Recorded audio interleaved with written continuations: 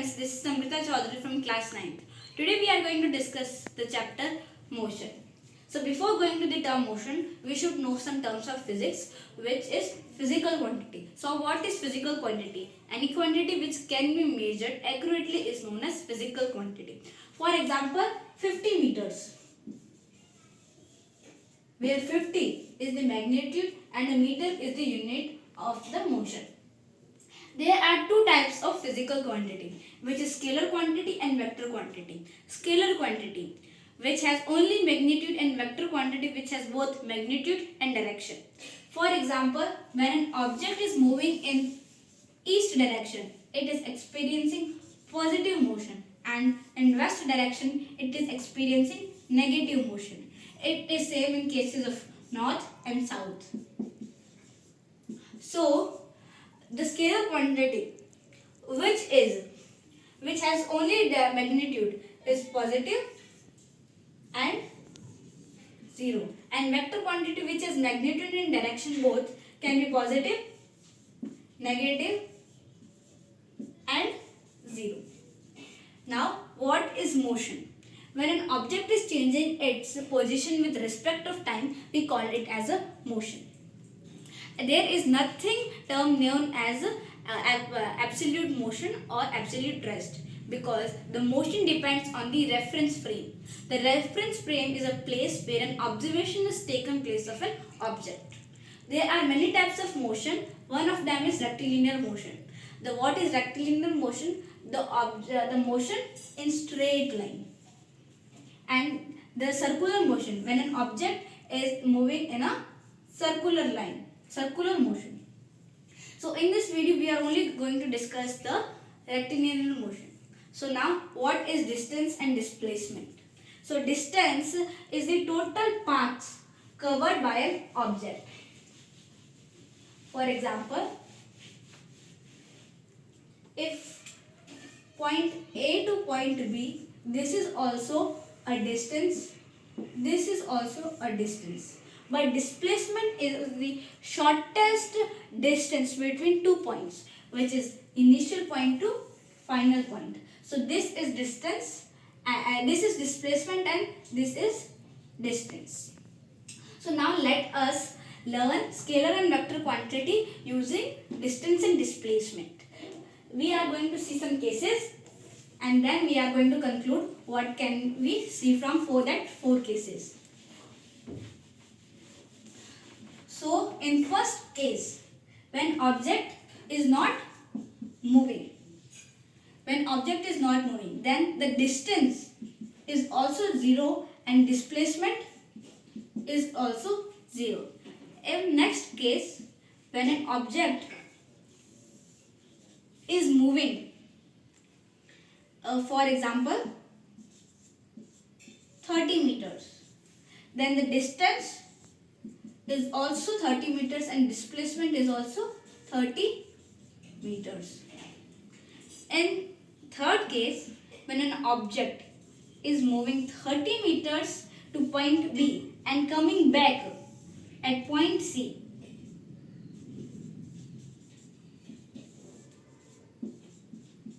then the distance will be 30 plus 20, which is 50 meters, and the displacement, which is shortest between 2 points from final point to initial point, which is only 10 meters. In case third, when object is coming back to its original path, in this case the distance is 60 meters and the displacement is 0 meters. And in the last case, when an object is going 30 meters and coming back 50 meters. So in this case, the distance will be 80 meters and the displacement would be 20 meters. So in all these cases, we have noticed that the distance, which is scalar quantity, is only positive and 0. positive and 0. The displacement, which is a vector quantity, is positive as well as negative. In this case it is negative, in this case it is positive, and in some cases it also a 0. So it can be positive, negative and 0. Another observation is here that the distance here is always equal to or greater to the displacement. So the distance is always greater or equal to the displacement. In all these cases we have concluded these all. So now let's move to the next topic, which is speed. So the speed tells us how fast or an object is moving. The speed can also be determined as the distance by total time. It is known as average speed, which is total distance by total time taken is known as average speed. And what is velocity? The velocity is nothing but a speed with a direction. So the speed is scalar quantity and the velocity is vector quantity. So what is the SI unit of speed and velocity? They are both same, which is meter per second, because the unit of distance is meter and the time as seconds, where velocity, which is total displacement by total time taken, which is displacement has a unit as meter and the time has meter of second. So let us take a case. So if an object or a particle is moving with where it covers 1/3 of a distance in v1 speed and 1/3 of a distance in v2 speed, and again 1/3 of a distance in v3 speed. So we have to find out the average speed of the object or a particle. So we know that the average speed of a particle is what is total distance by total time, where total distance is, let's take as d, and total time will be t1 plus t2 plus t3. Now we know that what is time? Time is nothing but speed divided by distance divided by speed. So d,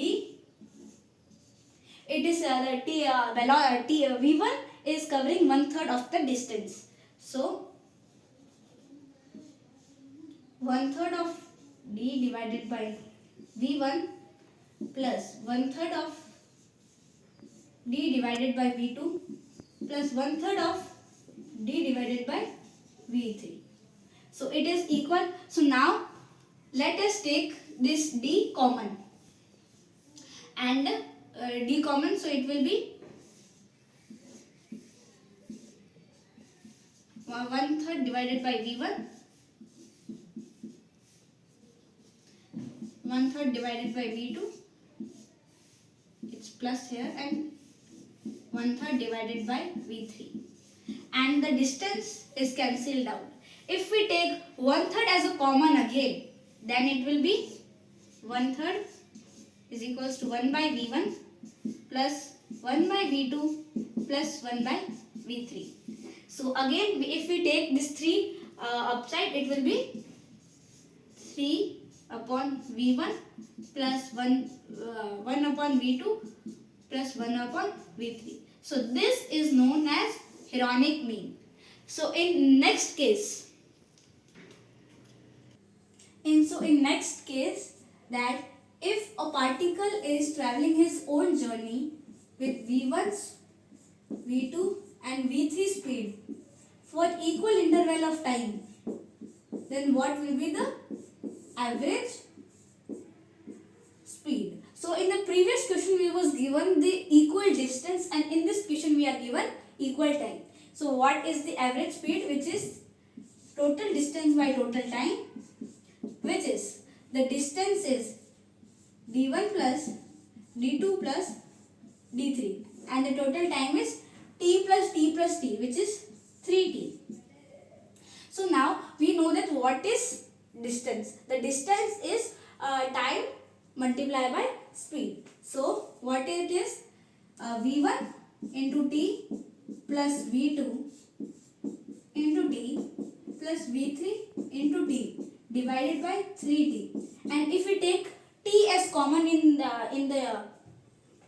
this whole equation, then it will be t into V1 plus V2 plus V3 divided by 3t. So the times here cancels and here the time cancels, so it will be V1 plus V2 plus V3 divided by 3. So this is known as arithmetic mean, and the previous equation was known as Hieronymic mean. So now let's come to the acceleration. So what is acceleration? So the rate of change of velocity is known as acceleration. So the acceleration is also a vector quantity, because where here it is rate of change of velocity, where velocity is also a vector quantity.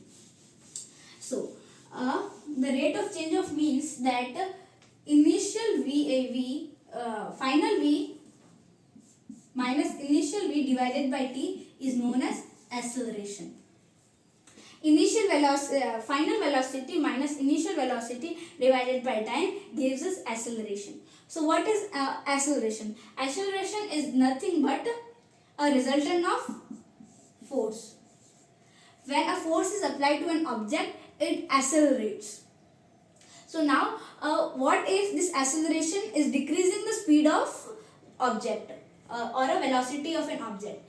When the motion of an object and the acceleration of an object in the same direction, then the velocity will be increased and it is known as acceleration. Where in another case, if the motion and the acceleration are in opposite direction, then the velocity will be decreased and there will be a retardation, where the velocity will be decreasing. And next, the equations of motion. This is the most important topic of this chapter. There are three equations of motion, and we are going to derive these three equations of motion. So there are three equations of motion, which is V is equals to U plus AT. Next is S is equals to UT plus half AT square, and V square is equals to U square plus 2AS, where acceleration A is represent for acceleration, T represent for time, U represent for initial velocity, V represents final velocity, S represents the displacement. In next video, we are going to derive these three equations and solve some questions from three equations. So in this video, we have learned about physical quantity and their types, motion, rectilinear motion in distance, displacement, speed, velocity, acceleration, retardation, and three equations of motion. So I hope you like this video. Thank you.